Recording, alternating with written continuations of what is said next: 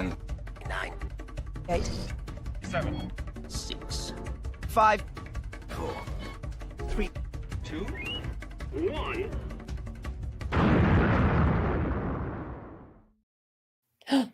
Hey, Skywalkers! All right, in a second, we're going. Hey, Julie's with us. We're going to start our classic Marvel Star Wars comics with our good friend Spencer right there. There you go, right over there. Way.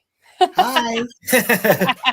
All right, so we're going to take you off of stage right now, and we'll bring you back in just about 42 seconds. Okay. All right, so Richard, I just hit record. Okay. On our, clappy claps. Okay, let me just test. All set. Okay. And here we go. Classic Marvel Star Wars Comics is back with issue number 52 to take Tarkin. And we brought in our good friend Spencer Jawitz from the Virtual Cantina Network to help us break down this triumphant issue. Hey, Spencer! Hey, Skywalkers. Great to be back on this show. So thank you very much for having me.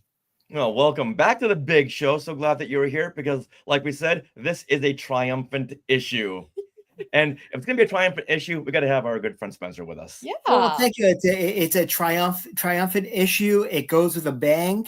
It's a lot of fun. Hey, no spoilers. No spoilers. No spoilers. I'm just saying it's exciting. Yes. Well, speaking of exciting, the Virtual Cantina is blowing up. Speaking of our theme of blowing up, the Virtual Cantina is blowing up. So what is going on over there? So much stuff is going on. Obviously, we're getting ready for Celebration Japan, which is in 50 days, which is ridiculous. And we have the Not So Virtual Cantina Special Edition, which is going to be like a condensed version of the Not So and Bunta all in one, which sold out in 4 minutes when tickets went on sale this year. Oh, my goodness. I didn't have time to even do updates on 25%, 50%. My phone just came out. I'm like, whatever, which is absolutely great. But we got some incredible news next week. On Wednesday, on our Celebrating Autograph show, you're not going to want to miss this because we're going to have some major news involving what is going on with the Not So Virtual Cantina. Also, what is going on with tickets, even though it is sold out. You say next Wednesday, that would be March the 5th. Correct. So at 7 p.m. Eastern, 4 p.m. Pacific, we will be on air and we'll have a lot of information about what is going on with the Not So Virtual Cantina, which people are been waiting for. So we're very excited about that. We're also very much involved in another big Star Wars event later this year that we can't talk about yet. We will not be able to talk about it until Celebration's over. But I can say that at least 10 of the officers from the VCN will be flying in for this event. So obviously there's something going on. Well, you have Celebration Japan and this next big event. When do you sleep? I don't sleep because my mind is always going. I look at it as that ADD is actually my superpower. So I actually can, I use that to my advantage. And also, the other secret to us and everything we do is that I also say that I market to the FOMO generation that you don't want to miss. And I'm telling you flat out is that whatever we're involved in later in the year, you do not want to miss because it's going to be big. Wow. Well, let's talk about Japan there for a second. The Celebration Japan coming up in April. What is the one big thing that you're looking forward to? I mean, I have to say, if I didn't say Disney Seas, I'd be lying. Because, to get to go to a Disney park. Disney Sea? Yeah. Oh, yeah. I'd be lying if I didn't say that going to the parks over there is as exciting as anything else that I'm going to be doing while I'm in Japan. And it might be my only time ever going over there. But also just hanging out with my friends and the members. I mean, The autograph hall is okay. I'm excited for our event. I don't know what they're going to announce because there's not really much to announce on the docket right now. But just to be able to travel with my friends and VCN family, it's everything to me. I mean, the con is secondary. It just gives us a reason to be there. And if there wasn't be a con, we would have a family vacation anyway. So we would be together, no matter what. So just to get to experience Japan and Tokyo Disneyland and Disney Seas with members, that's all I could need. Well, I can see that. our FOMO was real, so we'll have to live through. We'll live vicariously through you and Julie and James Gildersleeve, who are also going to Japan. Yeah. Oh, wonderful. Now, so let's seg over now to classic Marvel Star Wars comics. Oh, there was a glitch. When you said segue, it glitched. Well, let's seg over now to classic. Okay, whenever you say segue, it always glitches. Okay. Did I say that wrong? You want to do it? Go ahead. Let's seg over now to classic. Segue. Okay. I was trying to be covert. Well, that's not what you wrote. That's it. That's segue. It looks like it's seg, but it's segue. Kind of like Subway. I was trying to be. But just tell me. Hey guys, we're live right now. I hope you know. Yeah, but however, this will make the blooper reel. Okay, here we go. Okay, pull together. Let's segue over now to classic Marvel Star Wars comics. So, Spencer, we really want to know, did you read these comics as a kid? I did not. I did not. I was an Archie fan as a kid. Oh, I think right, a full big box of Archie comics. I loved it, and especially when I was lived over in England, like I would go to a newsstand and they would only get a shipment once a month, and I would buy them out of whatever they particularly had. I knew of the Star Wars comics. I really was not that, obviously more so than just the movies, which all we had in the figures. That was really as deep as I went into my fandom in my childhood, but I knew that they were there. So I'm playing catch up. I also want to plug what as well is there's a Star Wars comic book group that is now a sister group of the Virtual Cantina Network that is on Facebook. Please check that out. And right now they're talking about everything, as well as we're going through the High Republic comics on our show, the Jedi Archives, every other Sunday. What is the name of that group? It's a Star Wars comic book club, which is on there, which is a VCN group. And also every other week, the Jedi Archives with our good friend Mike Delatorre. He is one of the hosts of that show, talking about High Republic comic books. But like I said, I wasn't really much of a comic fan. I started getting a little bit more involved in reading comics. I mean, I love The Rise of Kylo Ren. I thought that anthology was fantastic, the Thrawn anthology. And there's a new Kylo Ren series that just came out, which I started reading, which is The Legacy of Vader, which is between Last Jedi and Rise of Skywalker.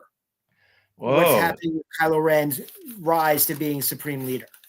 Yeah, Marvel had a great Kylo Ren series a while back, and they never really continued. I guess this will be the continuation. I look forward to that. And I also just picked up, because when I was down in Florida, I got the Ren from the Rise of Kylo Ren helmet, which is available at on Bot 2.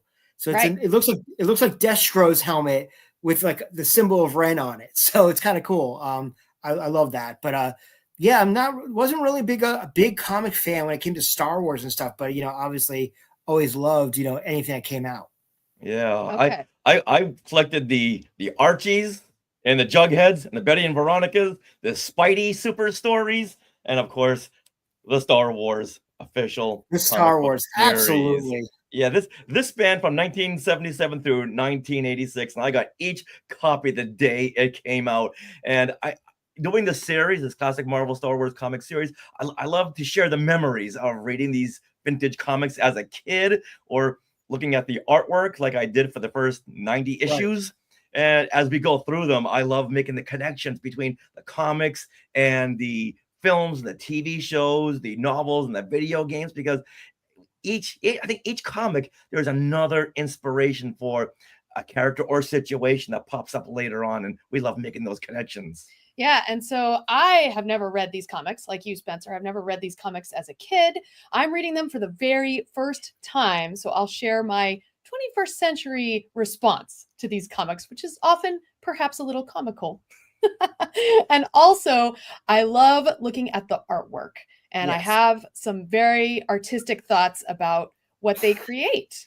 Did you see how similar we are? We both like looking at artwork. The only difference is you like to read as well.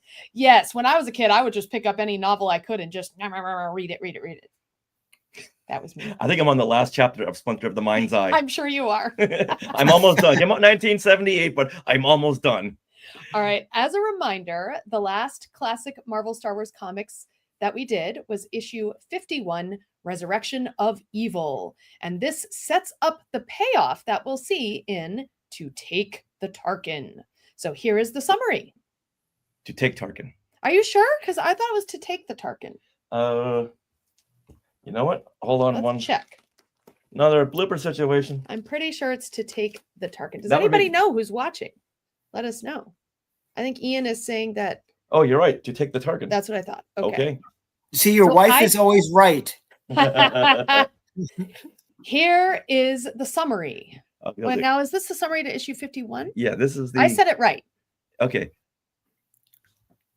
As a reminder, the last classic Marvel Star Wars comics issue was 51, Resurrection of Eagle. Oh, here we go. Here we go. I say. I should not be invited on this show anymore. It's ridiculous. Okay, here we go. As a reminder, the last classic Marvel Star Wars comic, issue 51, Resurrection of Evil, sets up the payoff that we'll see in To Take the Tarkin. So this is the summary of that previous issue. The Rebel Alliance receives word that the Empire is constructing a new superweapon known as the Tarkin.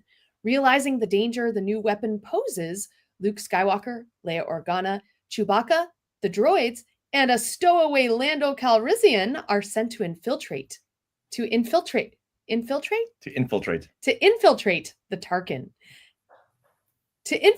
Tarkin. However, Darth Vader sets events in motion to capture his long-sought-after adversary. Adversary. Why don't you read it? All right. I'll start from the top. No, just read this part. So, as a reminder, the last classic Marvel Star Wars comics issue, number 51, Resurrection of Evil, sets up the payoff that we'll see in To Take Tarkin. Oh my goodness! What? I said it perfectly the first time. So Okay. just read the summary. So here is a summary of Resurrection of Evil. The Rebel Alliance received word. The Rebel Alliance receives word that the Empire is constructing a new super weapon known as the Tarkin. Realizing the danger the new super weapon. Realizing the danger the new super weapon poses, Luke Skywalker, Leia Organa, Chewbacca, and the droids, and a stowaway Lando Calrissian are sent to infiltrate the Tarkin. However, Darth Vader sets events in motion to capture his long-sought-after adversary, Luke Skywalker. But little does the Dark Lord know that some of his own men are secretly plotting against him due to his vicious punishments imposed against their fellow Imperial officers. All right, so now we move into To Take the Tarkin. Here is the summary. And first of all, infiltrated. Infiltrated. Okay. Luke, Leia, Chewbacca, and the droids have infiltrated the Imperial superweapon known as the Tarkin. While they are carrying out their plan of destroying another superweapon, Darth Vader is arranging a confrontation with Luke while a group of Imperial officers are planning to destroy the Sith Lord. It's crazy. All right, now this issue came out July the 21st, 1981. So raise your hand in the Sky Chat if you were born when this issue came out. Or already born. Right? Yes. Yes, if you were alive. Now, this was written by David Michelini, artwork by Walt Simonson and Tom Palmer, and the coloring is by Don Warfield. And the cover art is by Walt Simonson. Nice. And the Here we- cover art is by Walt Simonson. And here we see the looming Darth Vader. He's bathed in a yellow glow, his cape flowing in the breeze. His hands are poised over his fighter as it pursues the Millennium Falcon as if he's puppeteering the chase. All right, now, Spencer, we're going to ask you your thoughts on this cover, but also Skywalkers in the Sky Chat, if you're watching right now, let us know your thoughts on this cover. So, Spencer, let's start with you. What is your reaction? So I love the fact that, obviously Vader is looming over everything. You got, looks like, the Death Star or anything below it. The coloring is great, but it also kind of looks like he's the puppet master of everything. Mm-hmm. So to me, that looks like, he's as menacing as possible. I mean, you could substitute Vader for Palpatine easily, and it would have the same effect in this particular one. Absolutely, yeah. Okay, when we asked who was alive when this issue came out, Julie says me, and Maria says me. Glenn Stein says hand is raised. Yep. So looks like everyone was born. Yeah. Almost everyone. Who's watching? Who's watching right now. Absolutely. All right. Now, for me, I have got to say this is one of my least favorite of all 107 original covers. I didn't like it as a kid, and I don't really care for it right now. And it all boils down to Darth Vader's rain helmet. What is up with his helmet? This is what happens when you think you don't need to look at reference photos when you're illustrating. This would never strike the fear in his enemies. He's wearing a big rain helmet. Look at his dome. Goes out way too much on the sides. Looks like he is wearing something you'd wear out in a rainstorm. Aside from that, I love the dynamic storytelling where he's chasing down the Millennium Falcon and his TIE fighter while he's standing over conducting the action that's about to happen, and his cape billowing behind him. It comes down to his helmet. Wow, that's so interesting, because when I looked at this cover, I said wow out loud in an empty room. It was very striking to me, and I feel like it's just a great image. Vader is in yellow and black, not the normal blue and black, so it really makes him stand out. His arms are outstretched. That big Star Wars logo is behind him in red, so there's some great depth in this particular cover. And like you, Spencer, I felt like what this was telling us was that Vader was puppeteering all the events that are going to happen in this issue. So I thought that was great. And of course, the Falcon and this TIE fighter are in a fight angling directly toward you as the reader. So I think it's fun. The only thing that takes away from this cover, I feel, is the bottom, where there's this purple blocky rendition of the Death Star trench. And it's the only thing that seems out of place on this cover. Well, do you know what it is? It's the Tarkin.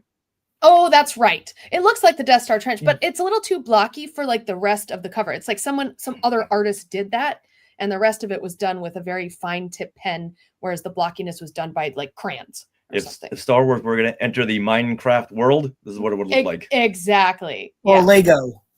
Or Lego, yes. Yeah. Oddly enough, this is the cover issue they had put on T-shirts and posters not too long ago. I'm not sure why they chose this specific cover art. Maybe at this point they should have changed Vader's helmet, because then that'd be all over it. Yeah. Now, as always, we put up the cover art in our Facebook group and the page, and ask the Skywalkers for their opinion as well. James Gildersleeve says it looks like Vader is puppeteering and pulling the strings on the Falcon. Seems like it would be an exciting issue. Yes. Oh, Matt Schott does not agree with you, Richard. He says one of the most fantastic covers of the entire run! Exclamation point. Well, you know what? Different strokes. Mm-hmm. Scott Hume says, love this issue and this cover. So I'm in the minority here. You are. At one point, I had a T-shirt of this cover. See, they merchandise this cover, which I happened to be wearing when I bought an extra copy of this issue at a local comic show. Oh, wow. I also really enjoyed the whole Imperial officer conspiracy subplot in this two-parter. Peak classic Star Wars comics right here. Yeah, it's a neat subplot. We'll talk about it. All right, so Julie says, this keeps coming to mind. She shared a picture of the Metallica Master of Puppets cover, I guess. Is this an album cover? Yes. It was the same puppeteering theme. Yeah, exactly. Yeah. All right. Thank you, Julie, for sending that in. Yeah. And Patrick Izzo says with Bela Lugosi as Darth Vader. Here's a picture of Bela Lugosi with his As Dracula. with his hands outstretched, just like Vader. Yeah, doing his mind trance with his bendy Yeah. fingers. Very nice. All right, Glenn Stein. Oh, Glenn Stein's right here in the Yeah. chat. He had written in and said, this may have been better if the stars subtly formed an image of Darth Vader rather than have him out there in outer space and outside of his ship. It's art. Yeah, we give it a pass. You can go outside the definition of reality. Mm-hmm. All right, Rex Gordon says, yes, I love this. Vader is manipulating everyone around him. It's much like Doctor Strange casting a spell. Make mine Marvel. So I really am in the minority here. Doctor Strange. Yeah, you are. Like I said, I saw this cover. I was like, wow, out to no one. Let's see. Matt Brocker says, always been a huge fan of the Michelini Simonson run. Probably the best title. And the Tarkin was a pretty good idea before we knew about Return of the Jedi. Why build a new Death Star when you can focus solely on the planet-killing weapon? Mm-hmm. Sharingan Ismati also says, Sharingan Ismati says, gives me the feels that Freddie Mercury is on Vader's shoulders and superimposed with the title. Now, does anyone remember what she's talking about? She's talking about this. Oh, no, wrong way. Keep going. Wrong way. No. Right? No. This. There we go. Yeah. Yeah. For some reason, they brought out Darth Vader during a Queen concert. And here, Freddie Mercury was wearing the Flash Gordon shirt. Oh. So okay. I guess that all tied into Star Wars. They did the Flash Gordon music. Yeah. Okay. Yeah. Flash. Because you're talking Ming the Conqueror or Darth Vader. Yeah. And then Lucasfilm saw this and said, no, take Vader out of your concert. It's actually I'm going to be the champion this time, Freddie. It's actually funny that you guys are seeing that right now because I believe there is footage somewhere on YouTube at the 501st Bash in 2019 of you guys singing along with Blues Harvest. Oh, wow. Yes. Probably. Yeah, we were in the front row. You guys were in the front row and they started playing it and you both were going nuts for it. It is online. Wow. Someone's gonna cosplay as this. Those Halloween costumes where it looks like you're being carried by a Martian or something. Yes. Someone needs to do that. That would be so. There needs to be a whole category of very deep cut Star Wars cosplayers. Wow. Oh my goodness, who is gonna answer this call? That's amazing. I call Jeff Taffrey. Okay, Jeff. This is it. Yep. Right there. All right. It's out there now. Oh, okay. And Maria is saying this is a fantastic issue. And Glenn is confirming that Queen did do the music for Flash. Mm-hmm. Gordon. All right, now let's get into this story to take the Tarkin. And this issue is one of the rare times that it doesn't open with a splash page. Mm-hmm. Yeah, it opens with this. A couple of panels here, and the narration tells us that we are on the Tarkin, a direct descendant of the Death Star, the Empire's most frightful weapon. Now, we do have to say, if you are listening to this as an audio podcast, we do display the full comic issue as we talk about it, each page on our YouTube channel. So make sure to head over there, Skywalking Through Neverland, and YouTube. If you're just listening to it, we'll make it as descriptive as possible. Yes. Now, this new space station hovers above the planet Huckaleg. All right, let's stop right there. Huckaleg. This goes down as one of my least favorite Star Wars names.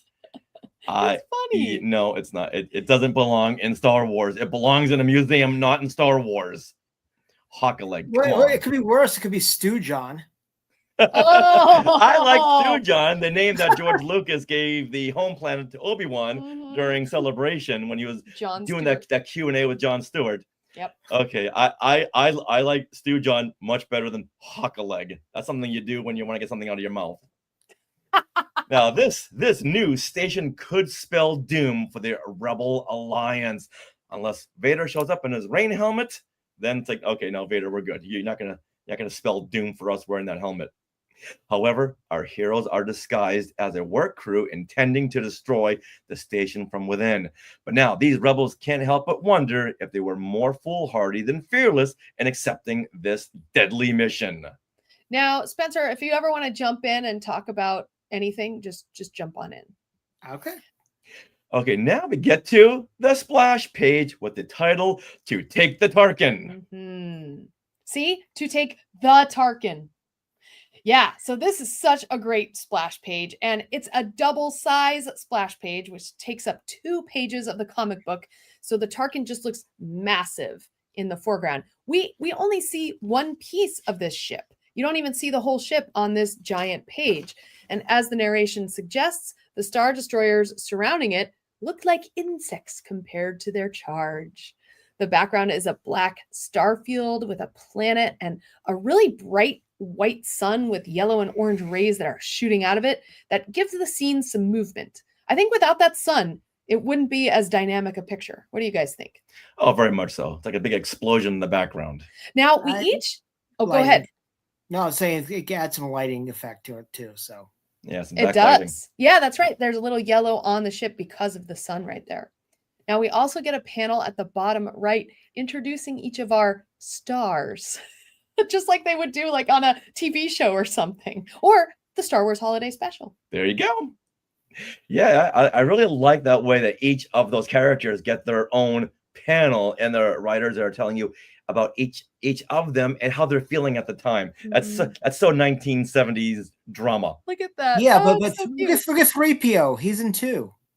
He is. He's split in half. He's hock-a-legged. Oh my goodness. But look at R2 and Chewie. They have never looked so good. Yeah, that's true. Yeah, R2 looks fantastic. He's got his own. But I think if this was like the holiday special, Luke's like tinge of his face is a little too light. Yeah. Add a little bit of orange into it. He needs more makeup. He needs more makeup. Someone makeup. All right, now suddenly the gang are halted. Yeah, we did that part already. Okay. Go ahead. Suddenly, the gang are halted by stormtroopers from proceeding without work papers. As Luke fumbles with an excuse, the trooper's scanning device picks up an energy reading from a proton grenade and tells the grubber to raise his hands. That's going to be my new word for people I don't like, grubber. You're a grubber. Okay, so it works. I love this page. This was my favorite page out of the entire comic. One is, first off, you had I saw Hans Gruber, but I thought I said Hans Gruber. I'm like, oh, great Die Hard reference, right? Fantastic right there. That's what I originally thought. But then the papers, I thought of one, the scene in Last Crusade with Dickie Beer when he asks Salah for papers. Yes. From there, but also no ticket. Right. Yeah, I thought of that too. The no ticket scene. No ticket. Yep. Yeah. See that they are way ahead of themselves here. 6 years before Die Hard. That's wow. Goodness. Now, as always, Princess Leia saves the day and says, "I've got your papers right here," and pulls out her blaster and shoots the troopers with a Fradach. So Spencer, Sarah will also be doing the sound effects, and you're gonna think, Rich, do you have Ben Burt in the studio? No, it is really Sarah. Oh, come on. It's almost like the Adam West Batman, the pow and the boom, and the Fradach. Yeah, and taking note from the last comic issue where the sound effects kind of made part of the artwork. They're doing that same thing here. The Fradach is like really huge in the middle of this shooting that Leia is doing. Yeah. If Sarah's doing that, I can't wait to one of the ones that come later in this episode because it's going to be fantastic. Oh, you know what? Challenge accepted, Sarah. Okay. You're gonna notch it up. She's already at the Ben Burt level. Okay. Now, the plan has been fast-tracked as Luke tells them to get to... Now, the plan has been fast-tracked and Luke tells them to get to work and meet back at the escape pods if we're still alive. Leia retorts with, "Luke, sometimes you make me miss Han Solo's boneheaded optimism." Now, hold on for a second. Yeah. Okay. I feel like this makes no sense because it's Luke who is the optimistic one. If anything, Han is like the cynical one. You know, he's got What? I've got a bad I've got a feeling bad about this. feeling about this. Yeah. So how's that optimistic, Leia? Yeah, Mm. I don't know. Okay. Now, okay, like you, Spencer, the art really caught me, but some of this, like 3PO and Chewie, they look great, but the Stormtrooper's helmet, especially the eyes, are really messed up. They're too close together. Like they've made the Yeah. eye sockets too close together, and no one can do Leia's face right. Let's just do it. Yeah, every once in a while. But you know, speaking of cosplayers from earlier, I would love to see someone from the 501st do a classic Marvel Stormtrooper because he's got the blue shading. I would love to see that. That would be neat. I know, wouldn't Didn't it? We saw a Vader that was the concept That was the Ralph art, McQuarrie concept art. and Yeah. I loved that so much. Oh, So yeah, it would be really cool to see that kind of a Stormtrooper. yeah. Nice. All right. Meanwhile, Imperial Colonel Nord reports to Vader that there's been a disturbance resulting in 2 casualties. And Vader suspected something like this ever since he felt Skywalker's presence on board. Vader confirms that he wants all personnel removed from the main power reactor since he knows that's where they are going, and he will see to them personally. And I love this close-up of Vader's eyes. Yes. You know he means business. This is amazing. I love this choice to make that one word its own panel because Vader was in the middle of a sentence. You know, indeed, Colonel, I shall see to the security of this section, ... personally. Personally. Those eyes are really the focus. Yeah. Oh yeah. They want the reader to know that he ain't messing around here. Yeah, I feel like the artist here really studied Vader's helmet and reflections in the eyes, and he was able to translate that into the comic. It's beautiful. Now, Colonel Nord. Oh, unfortunately, there is no Fatum fast fact for Colonel Nord. Oh no, that means he's not anywhere. No, it doesn't come after this. Yeah, Fatum fast facts. That's when we do a little research into these characters or planets to see if they show up anywhere else. Spoiler alert: he doesn't show up anywhere else. Spencer, have you ever heard of Colonel Nord beyond this comic?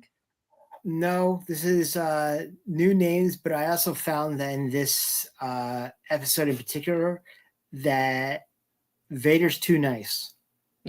Oh, but wait. But wait. I know. Oh, that's okay. Yeah, okay. Yeah. Another spoiler. Yeah. But you know what? Vader will be Vader. That's true. Now, Colonel Nord then makes his way down to the secret meeting room where he and the other officers have been planning the death of Darth Vader. Can I say I love this storyline, just like some of our Skywalkers. I think it makes perfect sense. All these Imperial officers are like doing their work, and every so often they'll see Vader choke out some higher up and he'll die, and someone's got to clean that mess up. He's got a zero strike policy. Exactly. And so they've finally decided to band together and do something about it. Perfect. It kind of reminds me of General Hux. He's like, I don't care if you win. I just need Kylo Ren to lose. Yeah, definitely. Now, the officers know that since Vader is so concerned with the rebel warrior who snuck on board, that this could be their only chance at taking out that Dark Lord who have been killing their officer friends left and right. Now, meanwhile on Hockaleg.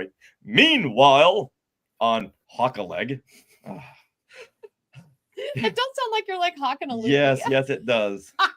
Meanwhile, Hawking on a leggy? Hockaleg, Yeah, it's bad. hiding in the Millennium Falcon on Hockaleg is Lando Calrissian. A stowaway. What? Yeah, he's stowing away to show the rebel leaders that Lando Calrissian isn't the self-serving Gundart they think he is. I do a horrible Lando. That was Lando. And he was left out of this mission because they thought he was left out of this mission because they thought that Lando couldn't be trusted because they saw The Empire Strikes Back. They know he can't be trusted. So Lando's internal monologuing is stopped when he suddenly hears Imperial stormtroopers outside. All right, now either Lando has very good hearing or those troopers are very loud. And he can hear them from inside the Millennium Falcon. He can, but maybe the Falcon has some kind of speakers going on. That's like microphones and speakers. High intent or maybe they're Bluetooth, like accidentally connected to the inner workings of the Falcon, and all of a sudden the same frequency. I don't know. You know what? Hold on. You know what? That's a good. It says here in the narration, Lando is hearing him not via Bluetooth. Oh, That's what it says. way back in 81. In 81, yes. Okay. All right, now we cut back inside the Tarkin. A squad of stormtroopers are wondering why they are guarding the power trench that houses the tractor beam generator. Why are we doing this? Okay, Vader doesn't tell them anything. He said, "Go stand by the tractor beam. Maybe it's top gassing they hear. We don't know." Now, R2 and 3PO, they approach the guards and say that they are there for generator repairs. I mean, that's plausible. Now, a trooper gets impatient and raises his blaster to hit C-3PO when Chewbacca grabs him from behind. One of the other guards say it's a Wookiee attacking Burl. His name is Burl. For the first time ever, we get a stormtrooper name. Not a TK Yes, designation. yeah. They must be really good friends if they're not calling him by his TK designation. They're calling him by his name. So, unfortunately, there is no Platoon Fast Fact for Burl. Oh. Yeah, he's one and done, as we'll see in a couple of seconds. He should have pulled his arms off. He really should. But in the meantime, the other stormtroopers, they start firing. 3PO gets upset and says now they'll never get close to the generator, but Chewie's on it. Chewie solves this problem by hurling Burl at the generator. The stormtrooper hurls at the generator, which just destroys it. With a paraboom. I told you. If your eyes were closed, Spencer, you would think Ben Burt is right here doing all these sound effects. Oh my God, this is fantastic. I think this is amazing. These three panels where Chewie is hoisting the stormtrooper up, and then you get this long shot of the stormtrooper flying toward the generator. It's so But is anybody funny. else looking at 3PO? Like his arms are up in the air, like he's like using the force or something? Like Yes, I did look at 3PO and think, his arms would never be able to do that. Oh, maybe it's something Chewbacca hurl Burl, which is something we have to make a thing. Spencer, are you hurling Burl? I'm hurling something. I don't know if it's Burl. Oh my. Oh my goodness. Oh my Huck a leg, maybe. I don't know. Oh, this is amazing. All right, Wow. but the 3PO, well, 3PO commends Chewie on his methods, although they were lacking in finesse. Yeah. I disagree. That's a well tossed Burl. It is. It's like, how can we make this happen? Kill two birds with one stone Yeah. here. And Chewie hit his target unlike any stormtrooper ever could. Yep. So could it be like, tossing your cookies, but we could tossing Burl? So it could be anything you want. You can be tossing your cookies, tossing hurling Burl. Yeah. It's like using the word Smurf. Exactly. Yeah. Or lawn darting. Yeah, it is a noun or an adjective. You make up your own mind. All right, we have some comments here in this Sky chat. Let's get to these. Oh, Chad. Welcome, Chad. Hey, Skywalkers. He says, excellent. And this is just someone trying to plug their channel. Okay. All What's right. going there? Okay, and Julie is saying that R2 is waiting to save them all. Yeah, that's kind of what R2 does. Love it. Or curses them out. Yeah. Exactly. Next page. Well, are we doing this one? Yeah, is this the same one? Yeah, it's the same page. So now at the escape pod bay, Leia has a bad feeling about the deafening silence until she is surrounded by a squad of stormtroopers. Who's gonna win this battle? My money's on Leia. They appear from She's nowhere. like, I got no time for this. No. Yeah. Especially when she's ordered to drop that blaster. Now I'll give the comic this hand wavy moment, but I hate it in a sitcom when someone appears from the side of the frame, but the character doesn't see that they were standing right there. Right. Like here, where do stormtroopers come from? I know they were saying they were hiding, but Leia would have seen them come out of hiding or seen them trying to sneak around the escape pods. Or heard them. They just or heard them because they're very loud. Right. Now, the fact that they just come out of nowhere, it's like, okay, here, I'll give it a hand wavy moment.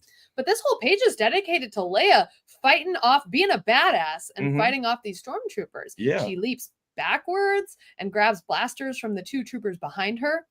Well, I guess I should, but you never said not to grab yours. Wait, what?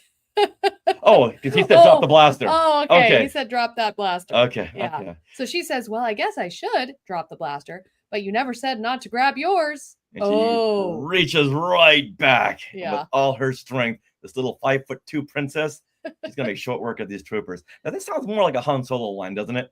Yeah, like I don't think Leia's not quippy. She just gets Yeah. S done. Mm-hmm. Yeah. Mm-hmm. Now, I do have to say, I really love the top panel here of Leia in the middle in this publicity pose with the blaster at the ready. She's surrounded by the troopers, and it's one of those that you could really frame as artwork on your wall. Mm-hmm. I think it's nice. Even though it's 4 against 1, you know who's gonna win this fight. Oh, yeah, absolutely. She's breaking the fourth wall like she's Wade Wilson. Yeah, she really is. She's looking right at you, the reader. Now the blasters go off, killing 2 guards with a Fram! and a. Frato! In their confusion, Leia blasts the remaining guards. She runs away as she hears more troopers coming. However, the infiltrating rebels now have to search their Scratch.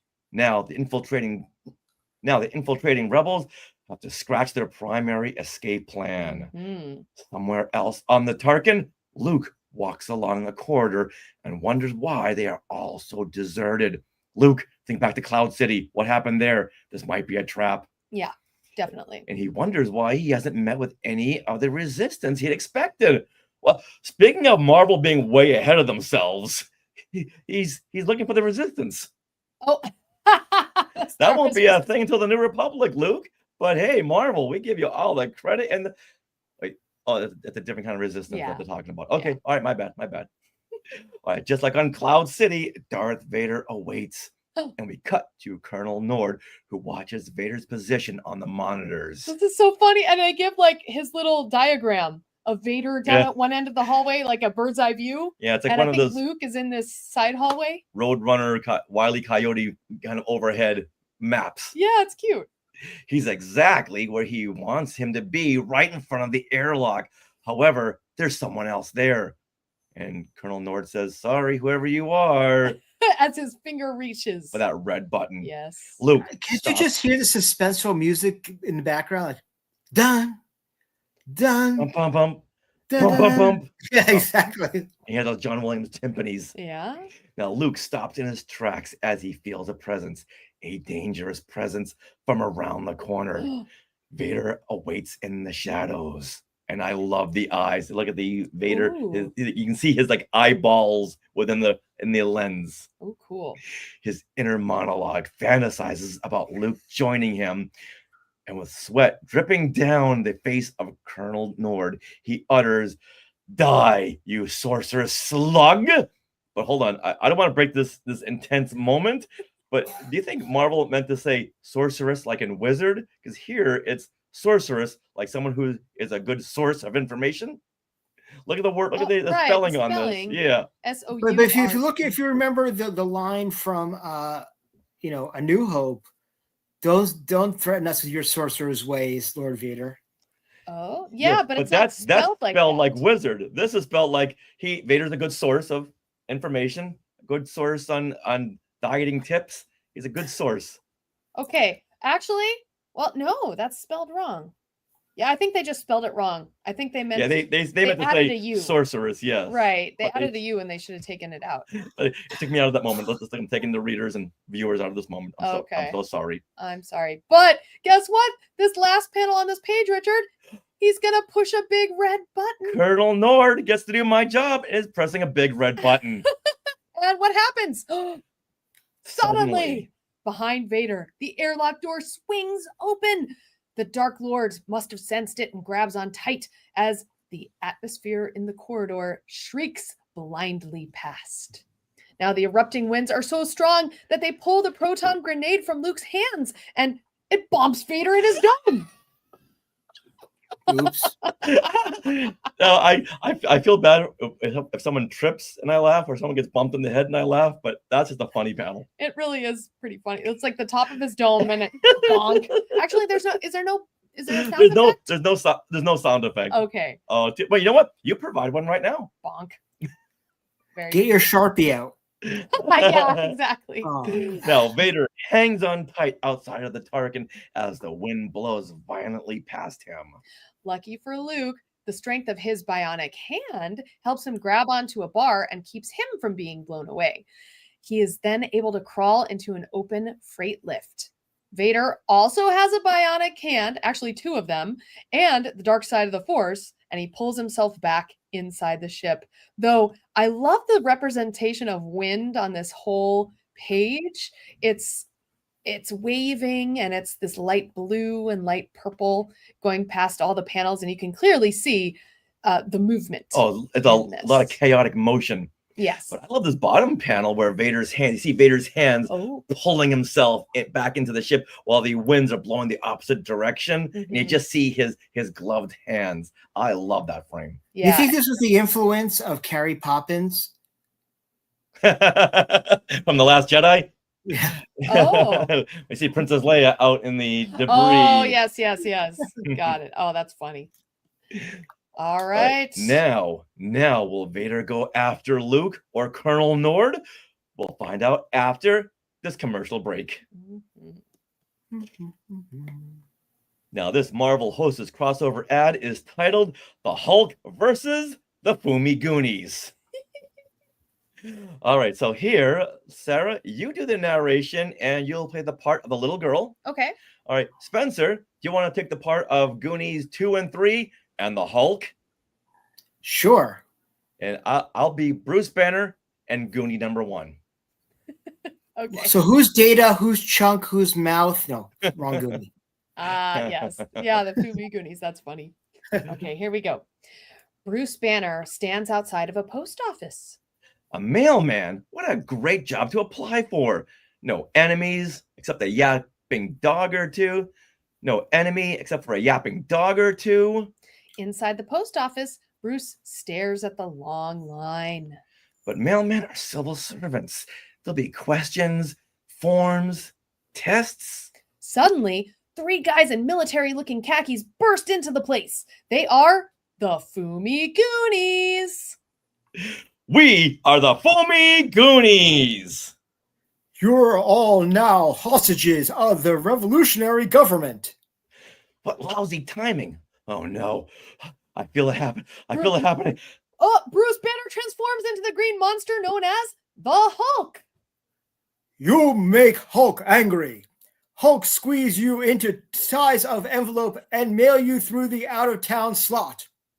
No, Hulk, don't give him your hostess proof. Oh, wait. No, Hulk, don't give him your hostess fruit pies. We surrender for fruit pies. Later, after the police have put the Fumi Goonies behind bars. Real fruit filling. Delicious apple. Light flaky crust. This cherry's better than any pie that I've ever had. Once again, Bruce, in his tattered clothes, is on the move, not able to stay in one place too long. I'll send the Fumi Goonies a bill for the kids' hostess fruit pies and for my new clothes. You get a big delight in every bite of hostess fruit pies. Oh, that was brilliant. That was really, really brilliant. I loved every minute of that. I believe that we were all the Fumi Goonies, the Hulk, Bruce Banner, and the little girl. And the little girl. The little girl had all the ideas. I channeled my inner Lou Ferrigno. I knew that. I was thinking, wait a minute, that's not Mark Ruffalo. That's more of a Lou Ferrigno. So after all this is said and done, what have we learned from this tome, from this story? Everybody's got a price, even if it's fruit pies. Oh.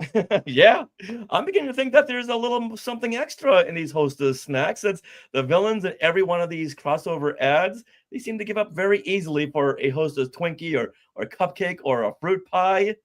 Mhm. It's abandoned all evil doings. Yeah, so always keep them on you. And what's in these fruit pies and hostess snacks? There's gonna be something in there.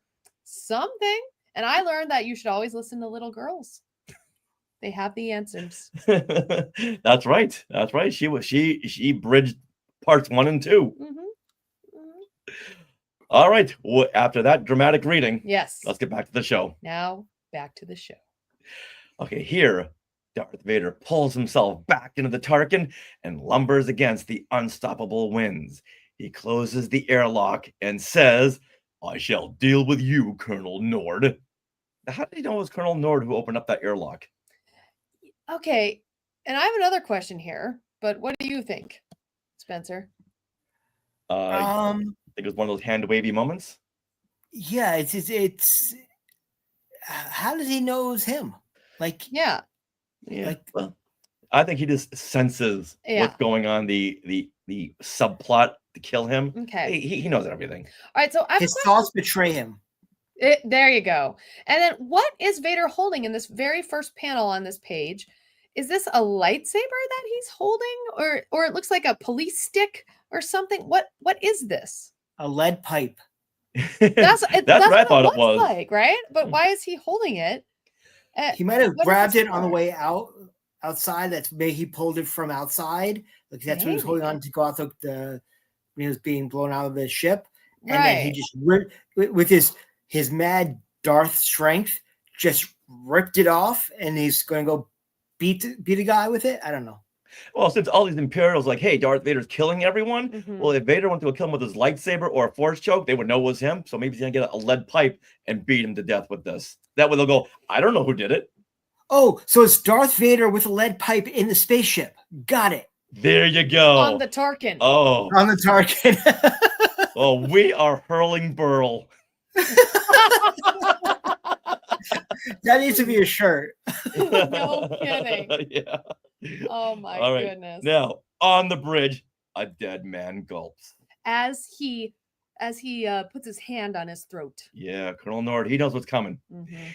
In another part of the Tarkin, Leia has found the iconic. In another part of the Tarkin, Leia has found the ionic cannon, the same weapon used to destroy her home world. Oh no. Mm. Mm. Actually, it wouldn't be the same weapon because that Well, was blown up. It's true, same but the type same of type. weapon, yes. Now, Chewbacca, R2, and 3PO, they receive a transmission from Leia. 3PO tells her that they were successful in their mission, but Leia tells him that they have an alternate plan and for everyone to regroup at the aft docking bay as soon as possible. And they meet her there, but now, where is Luke? Mm. Okay, before we leave this panel, Leia actually looks pretty good here in the bottom left panel. That's Carrie Fisher. That's her eyes, definitely. Her nose is a bit Yeah. too long, but the rest of it is Carrie Fisher. Mhm. It's really good job. So I have to give props where props are due. All right. Yeah. Now, Luke reaches out and says it may take him. Luke reaches out and says it may take him a little while to get there since he's fighting off half of Tarkin's guard squad. Uh-oh. R2 saves the day by plugging into the station's central computer, telling it that there is a fire on the level where Luke is fighting the stormtroopers. The doors around the troopers slam shut, cutting them off from Luke, and begin spraying a downpour of flame-retardant foam. And the stormtroopers look like they're taking a bath in foam. Well, pretty much they are. It's so cute. Oh. Now back at the Millennium Falcon, Lando comes down the boarding ramp to greet the troopers. He plays it very smoothly, as Lando should. Of course. And he asks, hey, what can he do for the Empire's finest? And they tell him to stand aside while they search the ship that resembles the one they are looking for. Uh-oh. And Lando says, all right, gents, you got me. Guess I'd better turn over my contraband. 2 kilos of Ghanarian narco spice. Uh-oh. Guess what? What? There's no Fatum Fast Fact for a Ghanarian narco spice. Oh. Is it once But again? isn't it that when they're talking about contraband, that stormtroopers like rock on, like yeah, he's doing that whole heavy metal thing. The devil yeah. horns. Oh, that's so funny. or Wow. or hello in sign language. Mm. Yeah, that's true.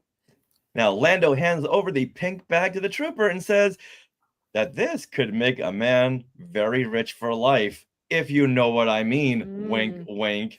Well, he knows what he means, and he takes the bag and says that this ship doesn't look like the one they're looking for at all. No. No, it looks nothing like it. So he takes his troopers and he leaves, so they can be bought off. Lando knows he has to take off soon because since the bag he gave the troopers is filled with slime yeast from this Falcon's provisions. Slime yeast. What is that? I want to know what that is because speaking as someone who likes to cook and bake, what is slime yeast? What's it used for? What can I make with it? Although it doesn't sound that great. This needs to be a new dish at Galaxy's Edge. Yeah, new cookbook. Yes, slime yeast Maybe- from the Falcon's Provisions. Maybe it's like tasty weed from the Matrix. I don't know. I don't think Could be. I'll want this. Now, back on the Tarkin, Luke meets up with Leia. Either that or Luke here is not Luke. Either that or Luke, or is it Owen Wilson? Maybe Owen Wilson just joined the rebellion. 'Cause look at that frame. That is not Luke. Yeah, Or is it Luke? Luke from Heir of the Empire. Yes. Yeah, but no, I believe here that Owen Wilson has joined the rebellion. Mhm. Yeah, he's no longer part of the Wow. TVA. That's right. All right, now Leia tells him that they need a ship to get away, and Luke has an idea and throws something in the middle of the docking bay. What's Uh-oh. going on here? The Imperials think it's a thermocharge and begin to scatter. One guy says, go ahead, Richard. Holy Jeff, that thing's gonna blow. Get out of my way. Holy Jaff. All right, now, J-A-F. once again, I keep having, I hate to have to keep saying this, but there's no Platoon Fast Fact for Jaff. What? But I did find something in my research that Holy Jaff was a deity worshipped on the planet Hockaleg. Oh. So this is the one and done for Holy Jaff, but Mhm. it does go a little beyond that. Okay, it's a deity worshipped on Hockaleg. Wow. Now, I think there should be a holiday where we all pray to Jaff, To Jaff. just so we can say Holy Jaff. Holy Jaff. Let's say Holy Jaff on Life Day. How about that? Holy Jaff, Spencer, are you gonna toss a burl? Are you gonna hurl a burl? I don't know, but I might hawk a leg. Okay, well, after Luke, Leia, and the droids blast away on a stolen shuttle, a trooper sees that the thermocharge is just two comlinks tied together. He mutters, Wah, wah. I hate when this happens to me.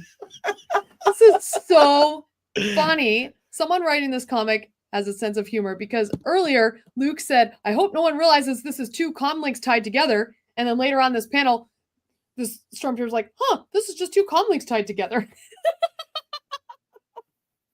I'm waiting for someone to say, I can't believe it's not butter. Like, Oh, yeah. Why did Luke throw a stick of butter at me? Yeah, exactly.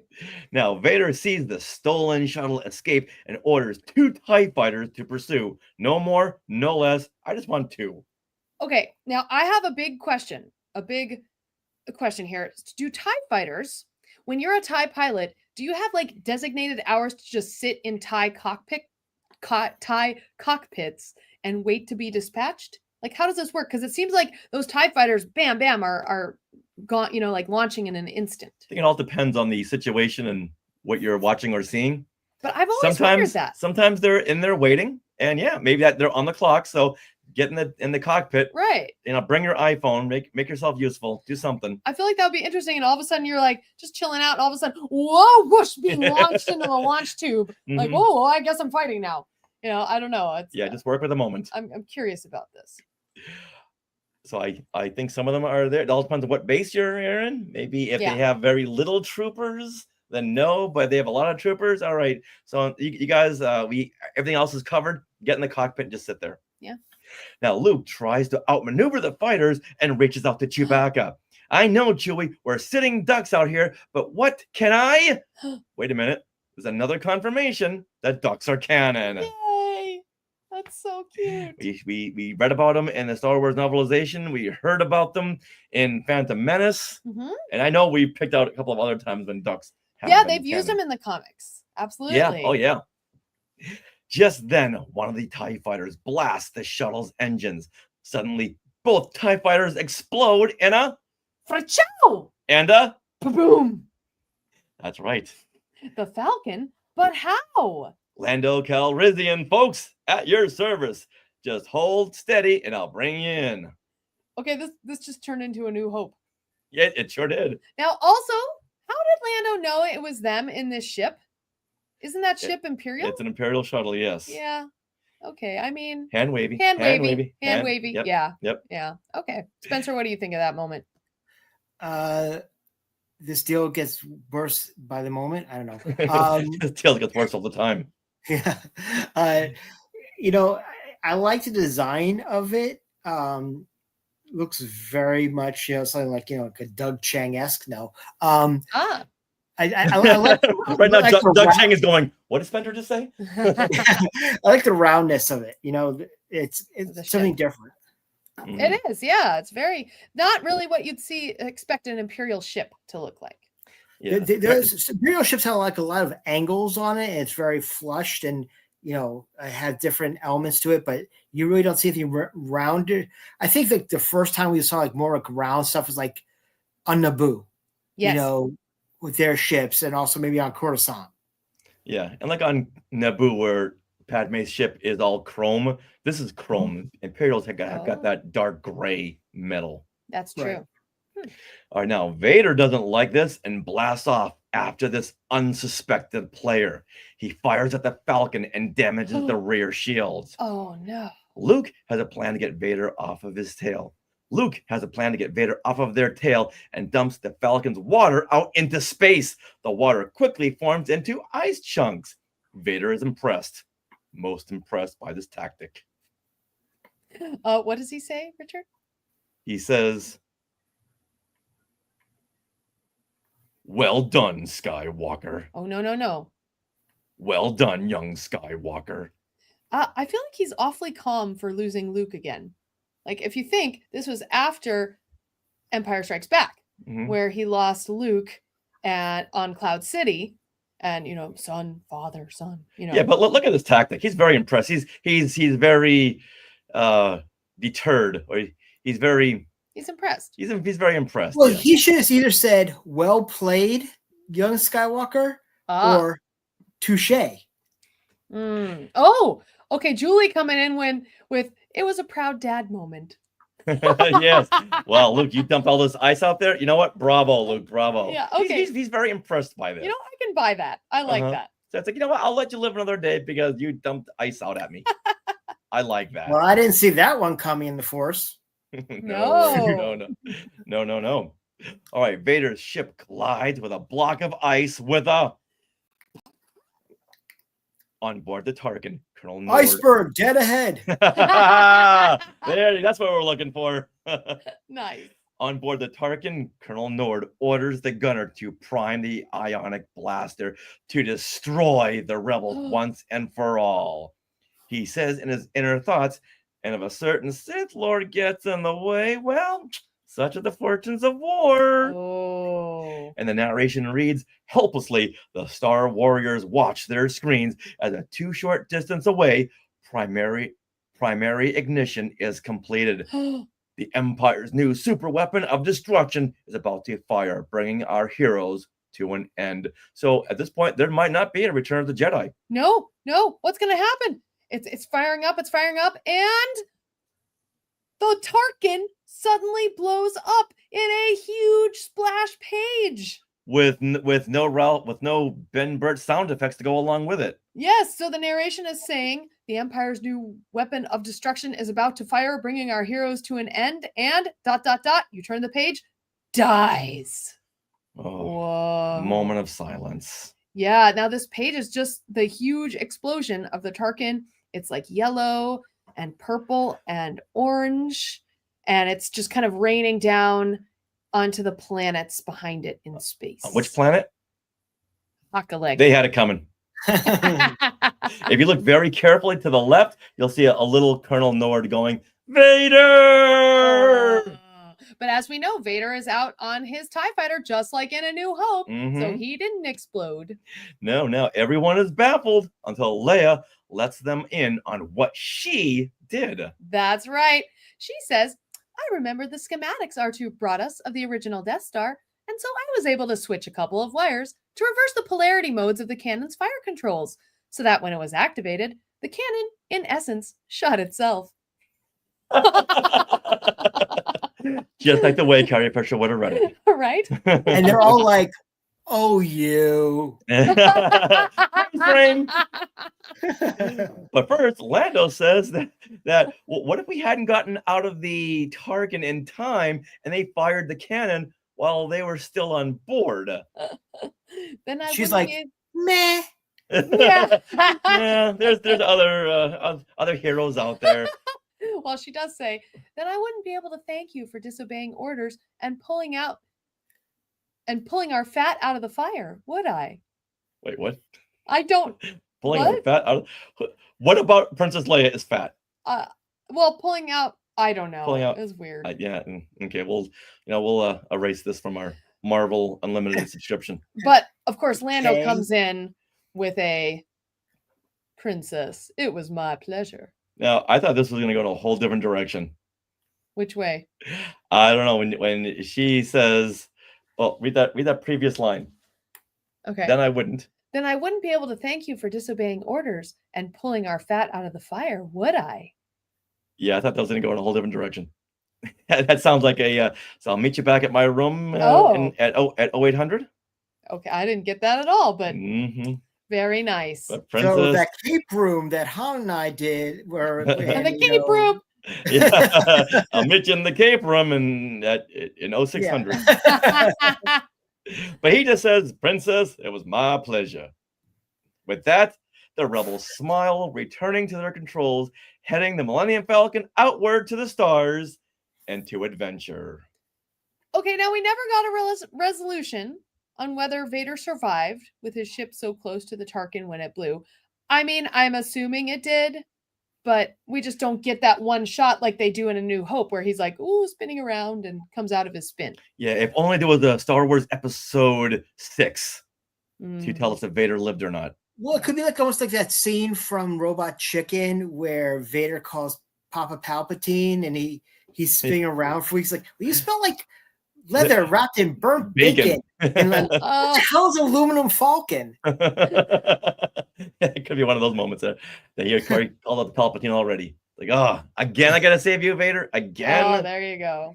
All right, so this is the end, but we get a tease for the next issue. Last gift from Alderaan. Ooh, I always like when they reference Alderaan. But now, if before you see Return of the Jedi, Mhm. you can read this story that came out in 2012 from the Star Wars Insider Special Edition, which leads right from this issue 52. So Ryder Wyndham had written this short story that takes place right after this issue. Oh, So then you'll know what happens to Darth Vader because it's called Vader Adrift. oh, well, that's perfect. So in this story, Darth Vader has survived the destruction of the experimental battle station, the Tarkin. Now adrift in his TIE fighter, Vader is rescued by a veteran of the Clone Wars, a clone trooper who once served under the command of Anakin Skywalker. Oh, we gotta find now this. we gotta do that issue now. Yeah, I think we we should do it do. now. And if it's not Cody, Oh, yeah. Oh my gosh, that would be neat. That would be awesome. All right, so after we've gone through this issue, Spencer, what are your thoughts on this story? this is so hokey. It's awesome. I mean, it doesn't, add anything whatsoever to canon, which is completely fine. And just fun, it's just like cool. This is just Star Wars comic books. It doesn't really amount to anything if you're thinking of the broad scope, but just enjoying something on this level is a lot of fun. All right, Sarah, now you hurl burl. Well, I really liked the twist at the end with the Tarkin blowing up. Leia brought out some scientific what is that called when Star Trek? It's like they have to write in the Star Trek speak, the scientific speak. So whatever that's called. The scientific consultant. Yeah, it's like a scientific consultant wrote it and Leia had to read it. So that was funny.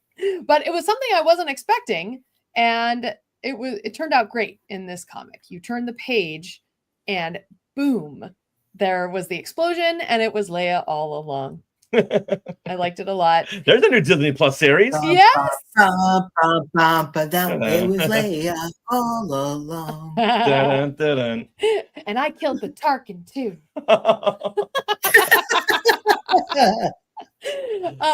So I really liked it, and I have to give great props to the layout designer of this issue because the panels really matched the storytelling and upped it for example, the Tarkin blowing up, you turn the page and it's like, oh my gosh, it blew up. Or to the subtler moments, like Chewie throwing the stormtrooper into the power generator in that 1, 2, 3 panel punch. And who was that stormtrooper?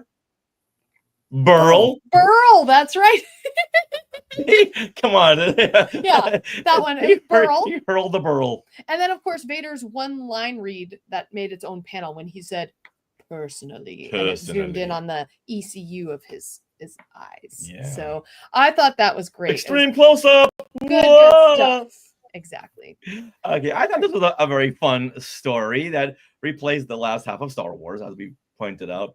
The ending seemed to come out of nowhere, but it is what it is. And you'd think that Leia would have told him of her plan a little sooner. Yeah. About how she was going to destroy the Tarkin.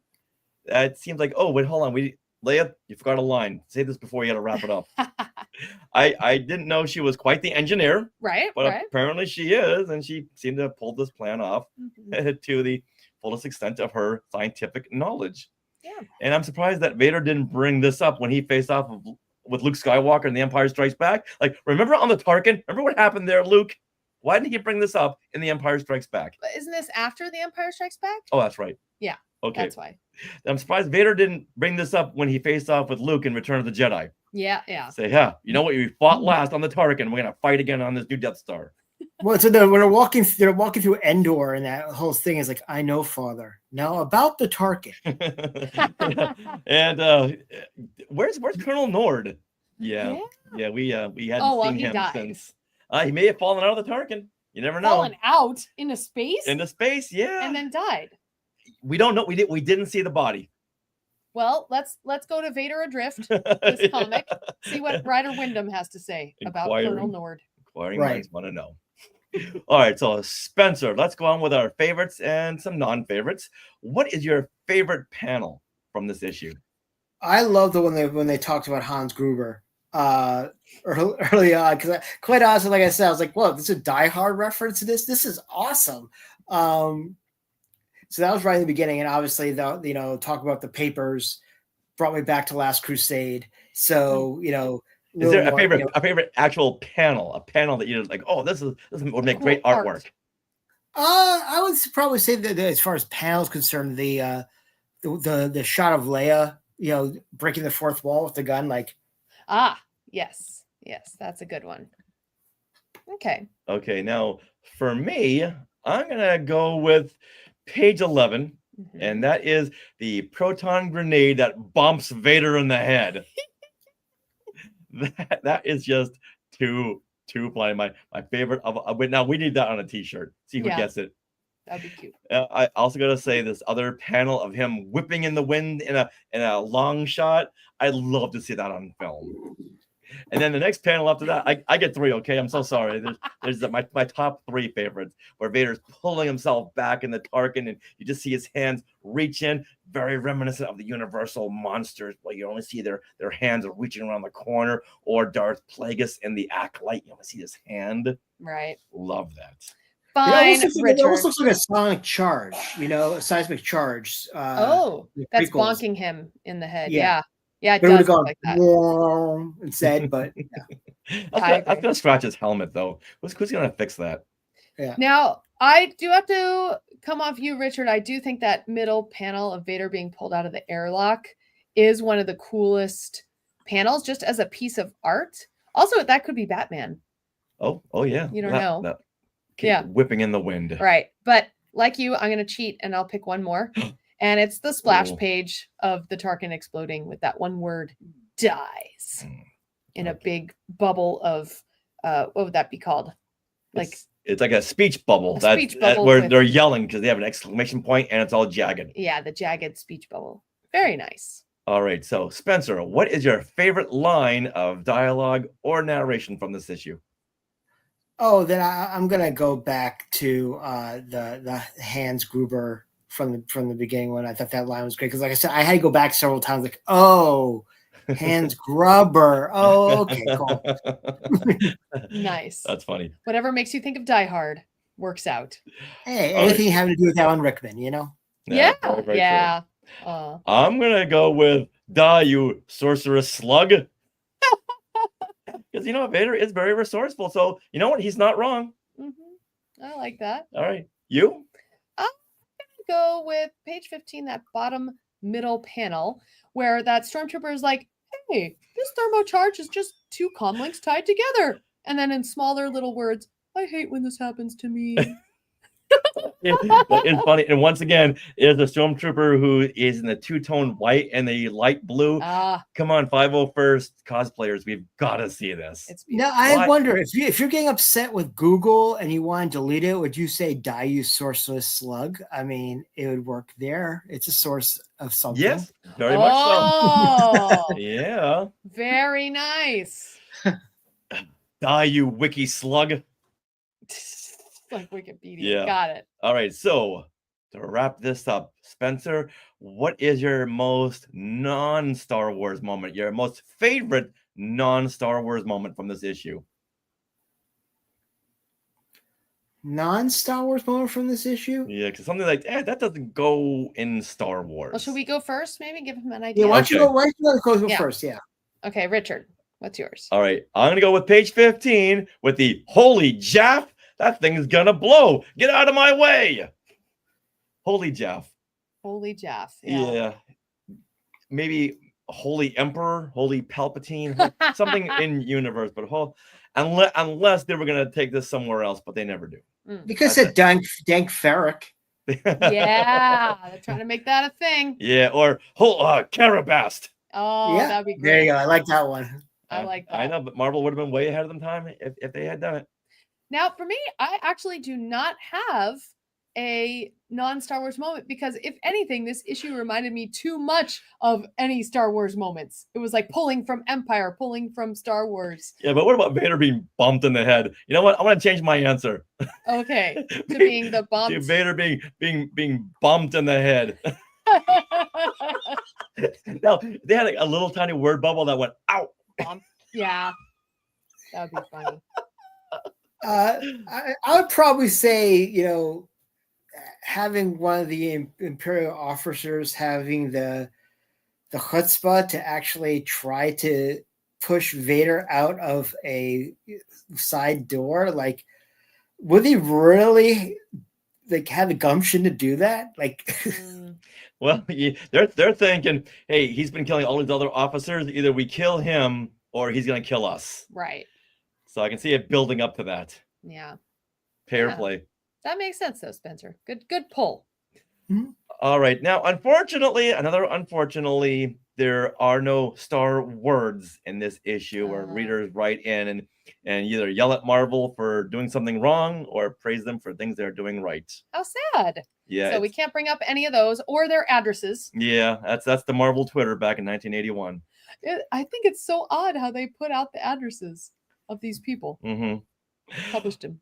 All right, so Spencer, before we wrap things up, give us another plug for Virtual Cantina and where you're going to be in the not too distant future. So the Virtual Cantina will obviously be at Celebration Japan in the next couple of weeks with a Not So Virtual Cantina special edition. Don't forget that next Wednesday, we return with Celebrating Autographs, and we are going to be talking all things autographs at Celebration and some incredible, massive news involving the Not So. So please make sure you take a look at that. I can say that we will be at ICC Con in Nashville. We will have a fan table there this year. So please come see us there. But as soon as we get back from Japan, big news are happening. That's all I can say right now. We're very excited about what's going on later this summer. And looking forward to seeing all of our friends and VCN family members joining us for that. So that's really what's going on right now. A lot of exciting things going on, a lot of changes behind the scenes as well. So we're looking forward to the next however long. We just hit 72,000 members in the group. So we're on the march to 100. Awesome. That's amazing. Well, we hope to meet up with you and the gang at one of these events in the near future. It's been too absolutely. long. Been too long. It's last summer. Absolutely. Oh my Yeah, goodness. that's right. Got to make it happen. Wow. All right, now to take us out of this segment, I got to say, let's all hurl burl. Florp. Yes. And Spencer? And may we all hawk a leg. Nice. We can't top that. Wowie. Holy Jaff. Can't top that. Holy Jeff, Batman. Nice. Okay. Okay, so I think there we yeah, have it. That's the end of our recording. All right, So, thank yeah, you everyone you. in the Sky Chat for joining us. We'll Yeah. be back in a couple of minutes to do our wraparounds. Okay. That's But right. until then, Spencer, thank you once again. Yay. My pleasure. Always love being on the show with you guys. Yay. All right. All right, I'll text you in a couple of seconds. Sounds good. Talk to you guys soon. Okay. Bye-bye. Bye.